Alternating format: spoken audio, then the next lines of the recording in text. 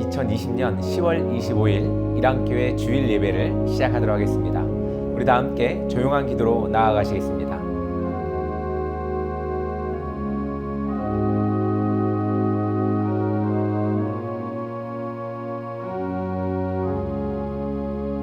지금은 사도신경 시간입니다. 우리 다 함께 신앙 고백하도록 하겠습니다. 전능하사 천지를 만드신 하나님 아버지를 내가 믿사오며 그 외아들 우리 주 예수 그리스도를 믿사오니 이는 성령으로 잉태하사 동정녀 마리아에게 낳으시고 본디오 빌라도에게 고난을 받으사 십자가에 못 박혀 죽으시고 장사한 지 사흘 만에 죽은 자 가운데서 다시 살아나시며 하늘에 오르사 전능하신 하나님 편에 앉아 계시다가 저리로서 산자와 죽은 자를 심판하러 오시리라. 성령을 믿사오며 거룩한 공예와 성도가 서로 교통하는 것과 죄를 사하여 주시는 것과 몸이 다시 사는 것과 영원히 사는 것을 믿사옵나이다. 아멘. 지금 이 시간은 우리 세상의 언어로 하나님의 음성을 듣는 시간입니다. 우리 다 함께 음악 감상하시겠습니다. 가을 우체국 앞에서 그대를 기다리다 노란 은행잎들이 바람에 날려가고 지나는 사람들 같이 저 멀리 가는 걸 보네. 세상에 아름다운 것들이 얼마나 오래 남을까. 한여름 소나기 쏟아져도 굳세게 버틴 꽃들과 지난 겨울 눈보라에도 우뚝 서 있는 나무들 같이 하늘 아래 모든 것이 저홀로 설 수 있을까. 가을 우체국 앞에서 그대를 기다리다 우연한 생각에 빠져 날 저물도록 몰랐네.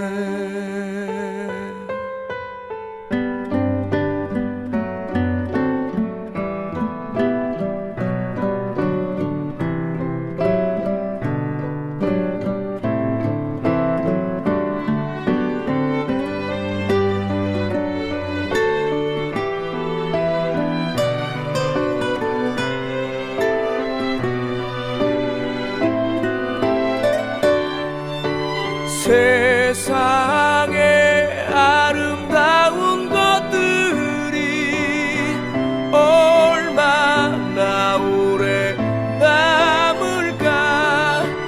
한여름 소나기 쏟아져도 굳세게 버틴 꽃들과 지난 겨울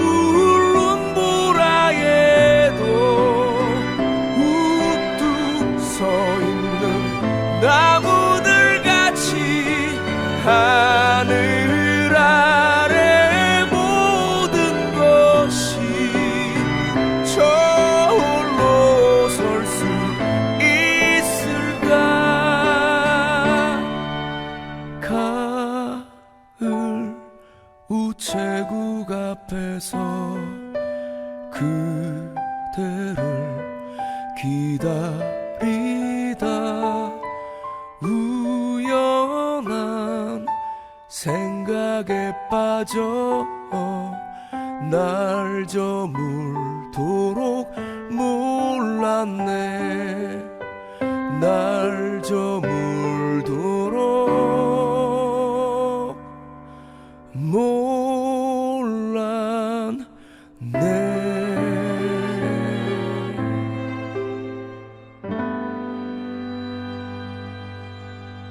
오늘 말씀은 출애굽기 20장 1에서 17절의 말씀입니다. 우리 다 함께 봉독하도록 하겠습니다. 하나님이 이 모든 말씀으로 말씀하여 이르되 나는 너를 애굽 땅 종되었던 집에서 인도하여 낸 내 하나님 여호와니라. 너는 나 외에 다른 신을 내게 두지 말라. 너를 위하여 새긴 우상을 만들지 말고 또 위로 하늘에 있는 것이나 아래로 땅에 있는 것이나 땅 아래 물속에 있는 어떤 형상도 만들지 말며 그것들에게 절하지 말며 그것들을 섬기지 말라. 나 내 하나님 여호와는 질투하는 하나님인즉 나를 미워하는 자의 죄를 갚되 아버지로부터 아들에게로 3대까지 이르게 하거니와 나를 사랑하고 내 계명을 지키는 자에게는 1000대까지 은혜를 베푸느니라. 너는 내 하나님 여호와 이름을 망령되게 부르지 말라. 여호와는 그의 이름을 망령되게 부르는 자를 죄 없다 하지 아니하리라. 안식일을 기억하여 거룩하게 지키라. 엿새 동안은 힘써 내 모든 일을 행할 것이나 일곱째 날은 내 하나님 여호와의 안식일인즉 너나 내 아들이나 내 딸이나 내 남종이나 내 여종이나 내 가축이나 내 문 안에 머무는 객이라도 아무 일도 하지 말라. 이는 엿새 동안에 나 여호와가 하늘과 땅과 바다와 그 가운데의 모든 것을 만들고 일곱째 날에 쉬었음이라. 그러므로 나 여호와가 안식일을 복되게 하여 그 날을 거룩하게 하였느니라. 내 부모를 공경하라. 그리하면 내 하나님 여호와가 내게 준 땅에서 내 생명이 길리라. 살인하지 말라. 간음하지 말라. 도둑질하지 말라. 내 이웃에 대하여 거짓 증거하지 말라.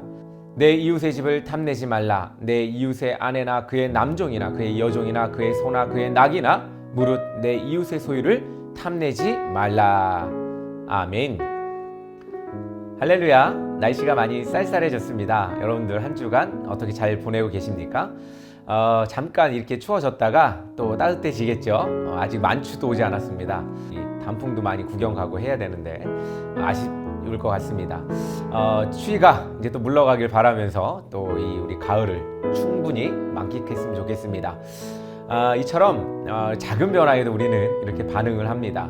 옷을 껴입고 변화하는 날씨에 대해 이야기를 이어가죠. 사랑하는 성도 여러분, 오늘 우리에게 주시는 이 말씀에 반응하시고 날마다 새로운 여러분 되기를 간절히 소망합니다.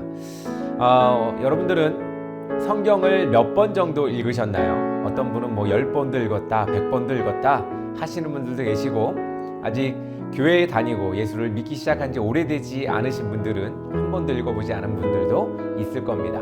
혹은 뭐 교회에 오래 다녀도 한 번을 다 읽어보지 않은 분들도 있을 것 같습니다. 여러분들은 성경을 꼭 읽으시기를 바랍니다. 우리가 믿는 것이 무엇인지, 어떻게 믿는 것이 옳은 것인지 우리는 알아야 합니다. 성경을 읽는 것은 습관이 필요하다는 생각을 또 해봅니다. 성경을 열심히 습관 들여서 읽으시기를 간절히 바랍니다. 그래야 우리가 믿는 하나님이 어떤 분인지, 또 왜 믿는지, 왜 믿어야 하는지, 또 우리는 어떻게 살아야 하는지를 알 수가 있을 겁니다. 우리의 인생에 어떻게 보면 나침반, 지도와 같은 역할이 바로 성경입니다. 그러나 좋은 말씀을 많이 듣고 읽는다고 우리의 삶이 변화되거나 하나님께 인정받는 것은 아닙니다. 우리가 행해야 변화를 가져올 수가 있습니다. 백문이 불여일견이라는 말처럼 직접 행하지 않고 관념이나 이야기로만 들어서는 현실감이 없듯이 우리의 삶이 하나님께서 현실감 있게 함께 계심을 느끼고 싶다면 우리는 성경을 꼭 봐야 합니다. 하나님이 말씀하시는 삶을 살아보면 여러분들의 삶 속에 함께 계심을 느끼실 수가 있을 겁니다. 우리는 인터넷이나 신문 기사를 읽지요. 타이틀을 보고 혹해서 읽는 경우가 많습니다. 예를 들어 김某某군이 A양과 뭐 미래를 했다.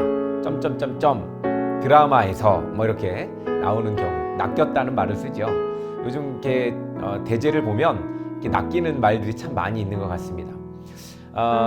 이렇게 또 그러고서 열심히 들어가서 찾아보지요. 우리는 왜 그렇게 읽습니까? 관심이 있고 알고 싶기 때문입니다. 성경도 관심을 가져야 읽을 수가 있습니다. 그리고 특별히 기독교 교육은 읽고 외우는 것에 큰 의미를 둡니다. 여러분들의 자녀가 글씨를 읽기 시작했다면 외우게 시키시고 또 하나님 말씀을 마음에 새길 수 있도록 매일매일 읽도록 시키시는 것이 여러분들 기독교 교육의 제일 처음이 아닌가 생각을 합니다. 과거 이스라엘 사람들은 손목이나 이마에 말씀을 붙이고 읽었다고 합니다. 어떤 사람들은 성경을 모두 외울 정도로 읽었다고 합니다. 왜냐하면 그 성경이 그들의 삶을 변화시키는 양식이 되었기 때문에 그렇습니다. 그들을 이끌어갈 나침판이나 지도의 역할을 했기 때문에도 그렇습니다. 잘 알지 못하는 성경을 어떻게 믿고 의지하겠습니까? 그러므로 우리가 성경을 읽어야 하는 이유는 굳이 말하지 않아도 여러분들 충분히 알 거라고 생각이 됩니다. 오늘은 성경에서 아주 핵심 포인트인 부분을 여러분들과 함께 나누려고 합니다. 구약의 성경이라 함은 모세오경을 말합니다. 모세오경은 총 몇 권일까요? 5권입니다. 모세오경, 이 모세가 기록했다는 5권의 경전이라는 뜻입니다. 창세기, 출애굽기, 레위기, 민수기, 신명기 이렇게 5권을 얘기하는데 모세오경의 주제는 바로 하나님의 창조와 하나님의 백성이라고 요약할 수가 있습니다. 그럼 성경은 총 몇 권으로 이루어져 있을까요? 우리 66권으로 이루어져 있습니다. 신약 27, 구약 39 이렇게 외우는 방법을 좀 알려드리자면 39, 27 뭐 이렇게 외우기도 합니다. 구약에 모세오경이 있다면 신약에는 사복음서가 있습니다. 마태, 마가, 누가, 요한 이렇게 둘 수 있는데 모세오경의 핵심이 창조와 하나님의 백성이라고 한다면 신약의 이 사복음서의 핵심은 인간으로서 또는 왕으로서 또는 메시아, 구원자 이렇게 오신 하나님, 즉 예수님이 그 핵심입니다. 성경 전체의 핵심은 구약은 예수님이 오심을 예비하고 신약은 예수님이 오셨고 또 다시 오심을 기다리는 것이 핵심이라고 할 수가 있습니다. 너무 쉽죠? 그렇습니다. 성경은 온통 하나님과 그의 백성에 대한 이야기들과 교훈들과 또 약속과 언약입니다. 특별히 오늘은 이 성경 중에 모세오경을 볼 것이고 그 중에 핵심이 되는 십계명을 볼 것입니다. 십계명은 총 몇 개죠? 10개죠. 10개로 이루어져 있습니다. 답이 다 질문에 있습니다. 이 10가지 계명을 우리는 십계명이라고 하는데 하나님을 믿지 않는 사람들도 알고 있습니다. 요즘에 이상한 말들을 넣어서 지들끼리 정한 10가지 계명을 자기들은 계명이랍시고 그렇게 지킵니다. 부부 십계명, 직장인 십계명, 뭐뭐 십계명 등등 이름을 붙여서 나름 자기들에게 맞게 십계명을 정하여 또 적용하기도 합니다. 10가지가 좀 지키기 편한 것 같아요. 그렇다면 하나님이 우리에게 십계명을 주시는 이유는 무엇일까? 첫 번째로 창조자이심을 믿게 하기 위함입니다. 십계명은 성경을 10가지의 계명으로 요약해 놓은 것이라고 보면 쉽게 접근할 수 있으리라고 봅니다. 십계명은 다시 2가지로 크게 나눌 수가 있습니다. 첫 번째는 하나님 사랑, 두 번째는 사람끼리의 사랑. 우리 이 십자가를 보면 쉽게 이해할 수 있을 겁니다. 하나님은 어디에 계십니까? 천국에 계시죠. 그래서 위에 계시는 분, 그리고 아래에는 사람. 이렇게 수직적 관계, 이걸 바로 우리 하나님과 사람의 관계라고 이야기합니다. 그리고 사람과 사람의 관계는 어떻습니까? 평등하니까 수평적 관계라고 합니다. 그래서 십자가의 가로선, 십자가의 이 가로선 수평적 사랑이라고 이야기합니다. 이것을 합하면 바로 십자가가 되죠. 이해하기 참 쉽죠? 그렇습니다. 십계명은 2가지의 큰 틀이 있습니다. 1에서 4까지는 하나님, 5에서 10까지는 사람들과의 관계입니다. 그런데 이것을 또 다시 하나의 주제로 말하면 바로 창조주 하나님의 사랑이라고 말할 수가 있습니다. 10가지, 그리고 2가지, 그리고 마지막 1가지.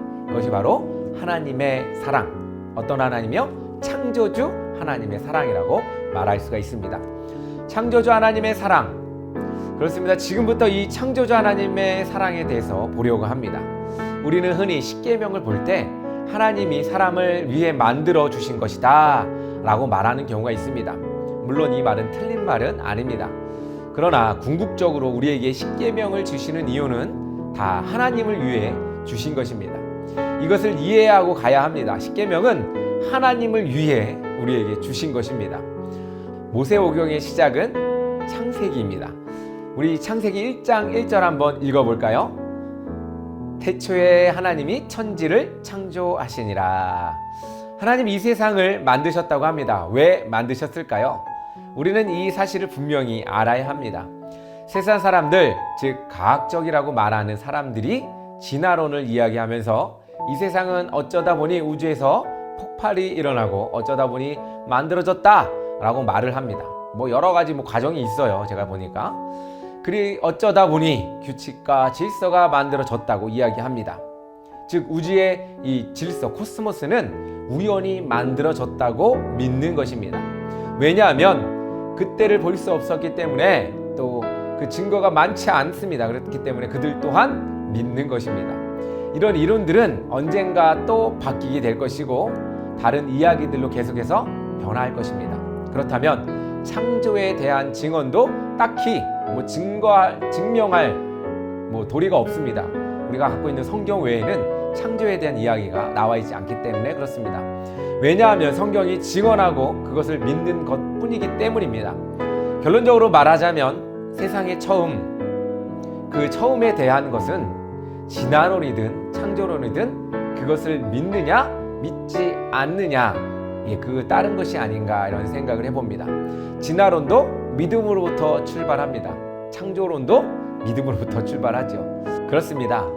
우리가 생각해보면 무슨 말인지 여러분들 알 것입니다. 창조론도 믿음으로부터 출발합니다. 저는 이것이 믿음의 선택이라고 생각을 합니다. 우리가 선택한 창조에 대한 믿음, 그것을 믿는다면, 믿음이라고 한다면 그것이 진리가 되는 것입니다. 저 또한 창조를 믿습니다. 그러나 창조의 과정이 단순하다고는 생각하지 않습니다.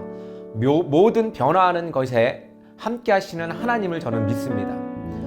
우리의 삶이 변화하고 그 가운데 하나님이 계시듯 세상의 자연과 환경 그리고 우리의 사회가 변화하는 그 가운데에 하나님의 창조의 능력이 있다고 저는 믿습니다. 성경은 이 창조, 즉 세상이 만들어지는 과정과 어떻게 만들어졌는지를 증언합니다. 이 기독교의 위대한 부분, 그것은 바로 답을 알고 간다는 것입니다. 세상은 답을 알지 못하고 갑니다. 그러다 보니 서로 싸우고 지지고 볶는 것이 아닌가 이런 생각을 또 하는데, 그런데 하나님을 아는 사람은 이미 주어진 답을 쫓아가기 때문에 삶에 있어서도 시행착오가 많이 없습니다. 이것이 바로 믿음입니다. 믿음은 볼 수 없었던 것을 보게 합니다. 창조도, 예수도, 천국도 우리는 믿으면 볼 수가 있습니다. 하나님을 믿어야 예수도 믿고 우리의 죄도 고백하는 것입니다. 하나님이 창조하심을 통해 우리가 지금 이 시대에 살고 있는 것입니다. 그렇기 때문에 우리 모두는 하나님 앞에 평등합니다. 진화론을 맹신하는 사람들에게는 또 이 평등이란 있을 수가 없습니다. 그 원리를 좀 보니까 그들은 우월한 것으로부터 변화한다고 생각을 합니다. 그러니까 우월한 종자가 바로 이 사람까지 왔다 이렇게 생각할 수도 있겠죠. 여러분들 옆을 보십시오. 옆 사람이 나보다 우월합니까? 아니면 저등합니까? 아닙니다. 우리는 모두가 다 똑같습니다. 하나님께서 평등하게 만드셨기 때문입니다. 우리가 창조를 믿는 이유는 하나님의 위대함과 전능함을 우리가 표현하기에 제일 큰 것으로 표현할 수 있기 때문이 아닐까 이런 생각을 해봅니다. 그러므로 이 세상을 만드신 하나님은 전능하십니다. 이 전능하신 분을 우리는 신이라고 말합니다. 하나님은 신이십니다. 유일하시고 이 세상 모든 만물이 그보다 뛰어날 수가 없습니다. 어떤 이들은 창조론을 믿는 것을 맹신적인 것이라고 생각합니다.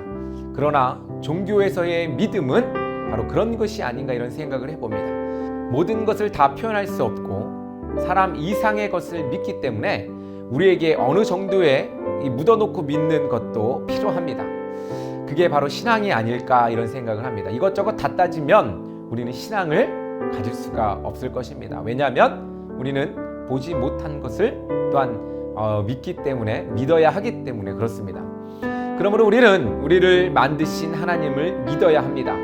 이것이 기독교 신앙의 기초요 처음입니다. 십계명의 1계명이 뭡니까? 바로 우리 3절에서 4절 나 외에는 다른 신을 내게 두지 말라 그렇습니다. 오직 하나님만이 신이십니다. 그런데 사람들은 하나님이 만드신 창조물을 신이라고 생각하고 돌로, 흙으로, 또 나무로, 또 혹은 자연의 그 어떠한 것을 신이라고 믿고 삽니다. 특히 동남아시아나 아시아권의 사람들은 이 샤머니즘이라는 신앙이 있습니다. 하나님이 창조하신 것들, 창조물을 신으로 생각하여 그들을 돕고 그들을 인도한다고 생각합니다. 우리나라에도 있죠. 어떤 것이 있습니까? 성황당 있죠. 그리고 산에 오르다가 보면 돌 쌓아놓고 거기에서 빕니다. 나무도 오래 산 나무, 이 고목을 보면 여러분들 그 주변에 뭐가 있는지 보이시죠? 뭐 색깔별로 이렇게 막 해가지고 줄을 쳐놓고 거기에서 이제 막 굿도 하고 또 뭐 춤도 추고 막 이렇게 빕니다.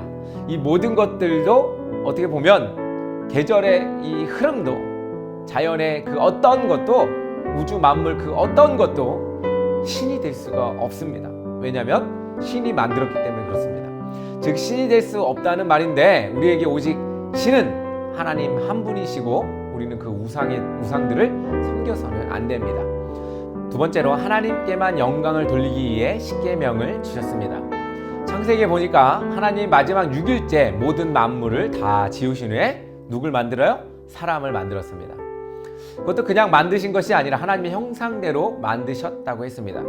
이것은 아주 중요합니다. 모든 피조물, 즉 하나님이 만드신 것들은 그냥 말씀으로 만드셨습니다. 있으라 뭐 하니 있었다라고 합니다. 자기 형상 곧 하나님의 형상대로 사람을 지으셨다라고 성경에선 기록되어 있습니다. 그 재료는 뭡니까? 바로 흙이었습니다. 사람은 뭘로 만들어졌습니까? 바로 흙으로 만들어졌습니다. 그래서 사람이 죽으면 어떻게 됩니까? 다시 흙으로 돌아갑니다. 하나님의 형상이라고 해서 하나님이 우리처럼 생겼을까요? 저는 모르겠습니다. 하나님도 우리처럼 눈, 코, 입 다 가지고 있으신지는 모르겠지만 아마도 하나님의 형상대로 만드셨다는 것은 하나님의 성질, 본질 뭐 이런 정도를 우리가 가지고 있는 존재로 만드시지 않았나 이런 생각을 해봅니다. 우리에게 있는 하나님의 형상은 무엇일까요? 제일 큰 형상은 아마도 창조성이 아닌가 생각을 해봅니다. 우리는 무엇인가를 만들어냅니다. 지금 우리가 가지고 있는 이 스마트폰 어떻습니까? 여러분들 지금 보고 계시죠? 스마트폰 이거 어떻게 만들어졌을까요? 창조의 창조, 개발의 개발로 만들어진 것이 바로 이 스마트폰 아니겠습니까? 이처럼 사람에게는 뭔가를 창조할 능력이 있습니다. 이것을 우리에게서 찾을 수 있는 창조 능력입니다. 하나님은 사람을 자기 형상대로 만드신 후에 우리에게 코에 생기를 불어 넣어 주셨습니다. 그리하여서 우리는 생을 얻게 되었습니다. 다시 숨을 쉴 수 있게 되었다는 겁니다. 다시 앞으로 돌아가서 사람의 육체는 흙으로 만들어졌습니다. 그리고 그 코에 생기를 불어넣어서 생명이 되었다고 말합니다. 사람의 속성은 이처럼 육과 영으로 나뉩니다. 그러므로 우리는 영혼을 가진 존재입니다. 그렇죠? 하나님 또한 영적인 존재입니다. 만져지거나 그냥 볼 수 있는 존재가 아니라 영적인 존재라는 것입니다. 우리의 영혼도 볼 수 없듯이 하나님도 우리가 영이라 만질 수도 볼 수도 없습니다. 이처럼 우리는 하나님의 형상을 입은 존재, 바로 사람입니다. 이런 사람을 하나님은 왜 만드셨을까요? 하나님은 우리를 통해 하나님을 찬양하고 경배하도록 만들었습니다.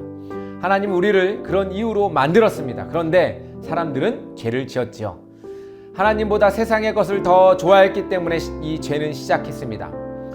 하나님 우리에게 입을 주신 이유는 밥을 먹기 위해 만드신 것도 있지만 그 입으로 하나님을 경배하고 찬양하기 위해서 우리에게 입을 만드셨어요. 그리고 우리가 찬양을 해야 하는 이유가 여기에 있습니다. 또 우리의 눈과 귀는 왜 만들어졌습니까? 우리의 눈은 하나님만 바라보며 살라고 만드셨고 우리의 귀는 하나님의 음성을 듣기 위해 만드셨습니다. 그런데 사람들은 자기들의 욕심으로 인해서 우리의 입은 먹고 마시는 일에만 쓰고 우리의 눈은 보다 더 자극적인 쾌락을 요구하고 우리의 귀는 하나님의 음성보다는 자신이 듣고 싶은 소리만 들으려고 합니다. 이것은 바로 죄입니다. 오늘 십계명은 바로 이 부분을 아주 잘 나타냅니다. 1절을 보면 하나님이 이 모든 말씀으로 인하여 듣고 보고 말하여 하나님의 뜻을 알아들으라는 말입니다. 하나님은 모든 죄인들 가운데 구별하여 하나님이 만드신 사람에게 그 목적을 이루시기 위해서 오늘 말씀을 하시는 것입니다.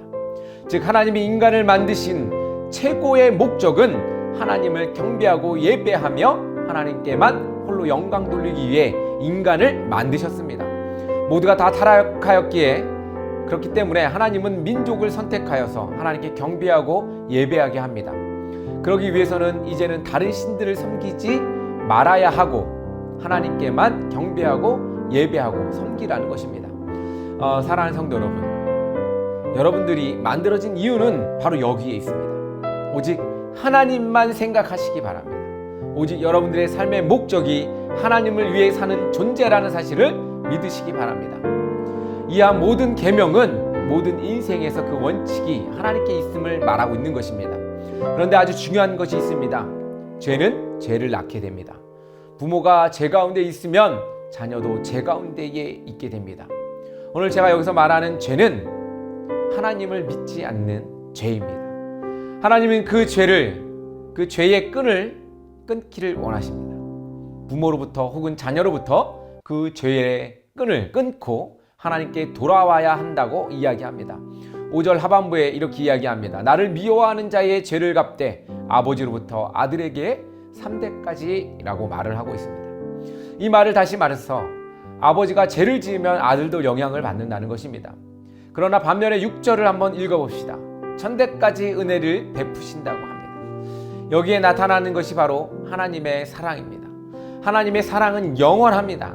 그러나 하나님은 우리를 사랑하시고 하나님께서 우리를 만드시며 목적하신 것을 우리로부터 이루시기 위해 또 원하시기 때문에 우리를 만드시고 우리를 계속 이끌어 가십니다. 쉽게 말해 하나님은 우리를 통해 영광 받으시기를 원하십니다. 여러분들 하나님께 이끌림을 당하는 이유는 바로 하나님께 영광을 돌리게 하기 위함입니다.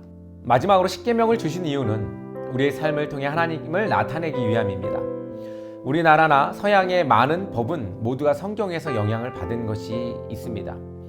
과거 약 2000년 전만 해도 눈에는 눈, 이에는 이라는 함무라비 법전의 형태를 띠고 있었습니다. 구약의 성경도 이와 비슷합니다. 눈을 다치게 하면 상대방의 눈을 해야 하는 것이고 귀를 다치게 하면 상대방의 귀를 다치게 하는 것이 그 법이었습니다. 그러나 예수님이 오신 이후에 간욕이라는 그것이 널리 퍼졌습니다. 바로 용서와 변화입니다. 변화를 요구하기 위해 수용소 혹은 감옥 또는 교도소라고 하는 곳에 보내어서 어느 정도 정숙의 기간을 갖고 사람이 변화하길 원하는 것이 바로 지금의 감옥입니다. 즉 교도소의 본래의 의미는 사회로부터 격리가 아니라 사회에 적응하기 위해 변화를 할 수 있도록 도와주는 곳이 교도소가 지니고 있는 의미입니다. 즉 죄를 뉘우치고 변화라고 하는 곳이 바로 감옥입니다. 이처럼 모든 법에는 어느 정도의 관용이 들어가 있습니다. 또한 감옥이 가지는 추가적인 의미가 있죠. 아마도 책임이 아닐까 생각을 합니다. 책임을 지는 거예요. 자기가 자신의 범법에 대한 책임을 지는 것이 바로 감옥입니다. 이런 의미를 넘어서 죄에는 관용할 수 없는 죄들이 또 있죠. 용서할 수 없는 죄, 이것은 바로 마음에서 일어나는 죄가 아닌가 생각합니다. 이 세상에선 처벌할 수가 없어요. 마음에서 일어나는 죄는. 그럼 어디서 처벌받을까요? 바로 하나님께서 우리에게 그 마음의 죄를 처벌하십니다. 십계명에서 5계명으로부터 또 10계명은 간단합니다. 부모를 공경하라, 살인하지 말라, 간음하지 말라, 도둑질하지 말라, 탐내지 말라. 쉽게 말해서 겉으로 드러낼 수 있고 드러내지 않을 수 있는 죄들이죠. 모든 인간 사회의 죄를 여기에 포함시키는 것은 너무나 포괄적이지만 더 소극적인 생각들은 이 모든 것이 마음으로부터 나온다는 것입니다. 즉 겉으로는 잘할 수 있습니다. 그러나 속으로는 그렇지 않을 수도 있다는 것입니다. 마음에는 부모가 믿고 속으로는 사람을 죽이고 싶고 음란하고 욕심나고 이런 것은 어떻게 처벌할 수 있겠습니까? 앞서 말했듯이 우리는 영과 육으로 된 존재입니다. 사람을 직접 죽이는 것은 육의 일이지만 마음과 생각으로 사람을 죽이는 일은 영의 일입니다. 우리는 하나님으로부터 창조되었고 하나님의 형상을 입었습니다. 그럼 하나님이 원하시는 생각으로 행해야 하고 하나님이 만든 목적에 맞게 살아야 하는데 그렇지 못합니다. 그 모든 것은 죄입니다. 여러분, 우리의 생각의 중심에 하나님이 있어야 합니다. 우리의 삶의 방향이 하나님께 맞춰져 있어야 합니다. 하나님이 이스라엘 민족을 선택하여 그들로 하나님께 예배하고 경배하게 하신 이유는 그 백성을 통해 하나님이 살아계심을 나타내고 오직 유일하신 신이 하나님 한 분이라는 사실을 세상에 널리 알리기 위해서입니다. 우리 또한 이처럼 예수 그리스도를 통해 하나님의 백성이 되었습니다. 그러므로 우리의 삶과 하나님께 나아가는 모습을 통해 세상 사람들에게 하나님을 나타내야 합니다. 우리가 창조된 목적이며 우리의 과제입니다. 사람과 사람들의 사이에서도 선한 일로 진심을 담아 돕고 협동해야 합니다. 또한 정직해야 합니다. 이렇게 할 때 우리는 우리 안에 임재하신 하나님의 형상을 드러낼 수가 있습니다. 또한 이러한 삶을 통해 하나님께 영광을 돌리는 것입니다. 그러므로 여러분들은 하나님의 귀한 백성이고 하나님께 쓰임받는 사람들입니다. 거룩한 삶 뭐 이렇게 이야기하는데 거룩이 뭡니까?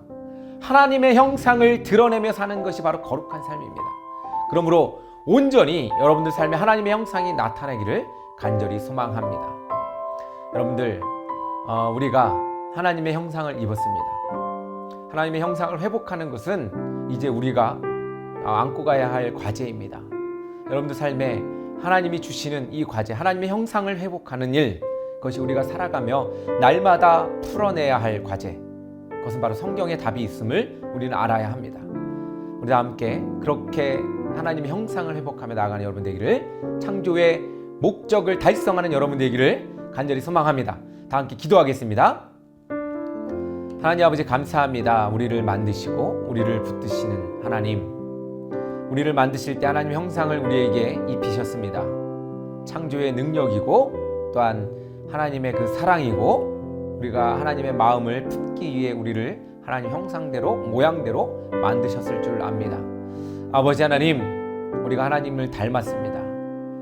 이 닮은 모습이 아버지 하나님 영원히 유지될 수 있도록 우리를 회복시켜 주시고 온전히 하나님만을 섬기며 사랑할 수 있는 하나님의 백성, 하나님의 자녀 될 수 있도록 인도하여 주시옵소서. 또한 마음으로 죄짓지 않도록 인도하여 주시고, 그래서 아버지 하나님, 우리가 또한 마음으로 선을 베풀며 마음으로 친절을 베풀어 선행을 행하는 우리 될 수 있도록 인도하여 주시옵소서. 아버지 하나님, 날씨가 추워지고 있습니다. 우리 감기, 건강 조심할 수 있도록 우리 성도들 붙드시고 날마다 함께하여 주시옵소서. 또한 코로나19로 많이들 어렵지만 아버지 하나님, 이 가을 세상이 변해가듯 우리의 삶도 변해갈 수 있도록 아버지 하나님 더 풍만해질 수 있도록 주님 인도하여 주시옵소서. 종교개혁 주일입니다. 아버지 하나님, 이 종교개혁 일에 아버지 우리의 삶이 갱신할 수 있도록 인도하여 주시고, 특별히 하나님을 알아가며 하나님을 바라보는 우리의 관점이 변화될 수 있도록, 또한 올바로 나아갈 수 있도록 인도하여 주시옵소서. 예수님의 이름으로 기도드립니다. 아멘. 여러분들 반갑습니다. 벌써 한 주가 지났습니다. 오늘부터는 온라인과 오프라인을 함께 예배를 진행합니다. 그래서 온라인은 미리 좀 찍어서 여러분들에게 같은 말씀으로 보내드리고, 또 오프라인은 이 말씀을 가지고 같이 이렇게 우리 모여서 나누기로 합니다. 여러분들 어려운 상황들 잘 극복해내시고 승리하시는 여러분 되기를 바랍니다. 다음 주에도 이렇게 또 만나 뵙도록 하겠습니다. 여러분들 힘내시고 화이팅 하시기 바랍니다. 화이팅! 네. 다음 주에 또 뵙도록 하겠습니다. 우리 찬양으로 예배를 마치도록 하겠습니다. 감사합니다.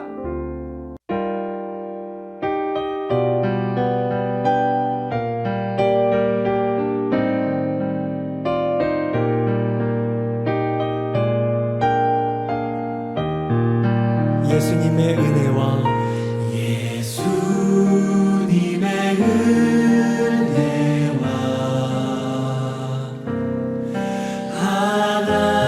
하나님의 사랑과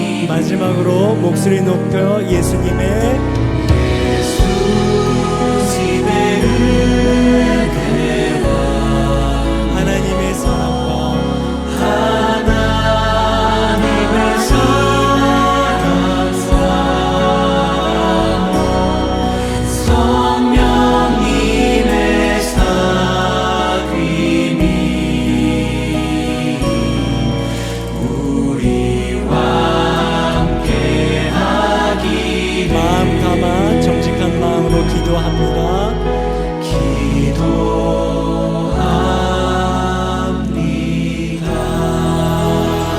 우리 서로를 향해서 격려하시고